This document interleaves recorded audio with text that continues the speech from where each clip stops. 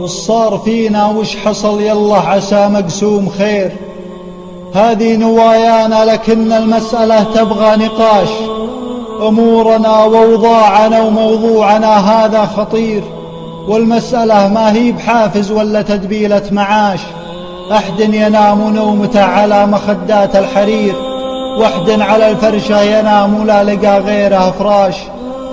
كم واحد يسكن بقصره على بابه خفير، ويا كم واحد يسكن بعشه وسقفه بلكاش.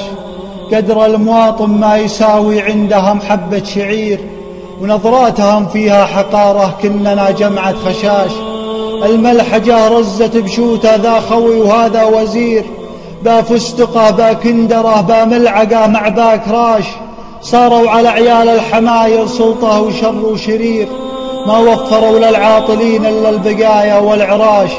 نشوفهم ما همهم غير المناصب لا تطير، وصورهم قدم الصحافة لا سطع ضو الفلاش. الصادرات من البلد متواصلة سيره يسير، ويوجد بشعب المملكة جوعة تفتش بالقشاش. هنا واقصد هنا ببقيق يوجد كمبير، أعظم بلد نفطي ولكن زبدة الموضوع ماش. يا ناس خوفوا ربكم ما عندكم ذرة ضمير، أبسط حقوق الشعب طارت كلها مثل الفراش. نعم هذه إدانة للفقيرة والفقير، وهذه السراحة والصريح يكتفونه بالخياش. أبا تعدى الخط الأحمر لو يصير اللي يصير، ما عندي شيء أخسره لا من وظيفة أو معاش. شهادتي بليتها وماها طلع أحلى عصير. شكرا يا أبو متعب وخلف يرددوا عاش.